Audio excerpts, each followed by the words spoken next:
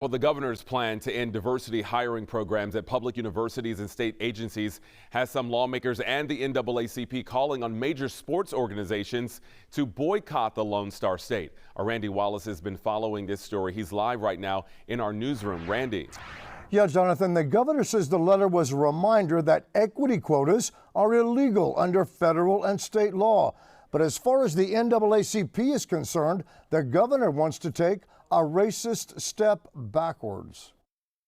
To request that the NBA decline to have more All-Star games in Texas, to request that the NFL not agree to have more Super Bowls in Texas, that Major League Baseball decline to have more All-Star games in Texas. What's got Texas NAACP President Gary Bledsoe calling for a boycott? A letter the governor recently sent to universities and state agencies. It warns that diversity, equity, and inclusion, or DEI, has been manipulated to push policies that expressly favor some demographic groups to the detriment of others.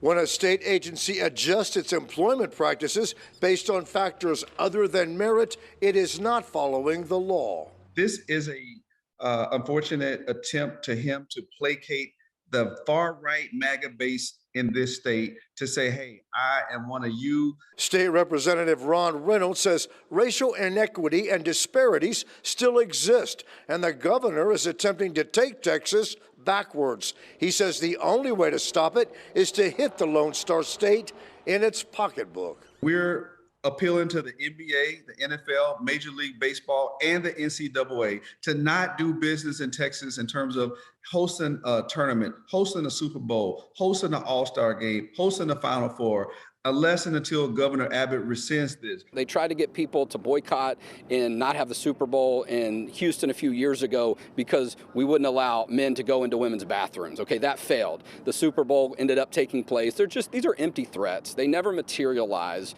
Lieutenant Governor Dan Patrick has stated eliminating DEI policies at state universities is a priority of his for the session. Reporting live from the newsroom, Randy Wallace, Fox 26 News.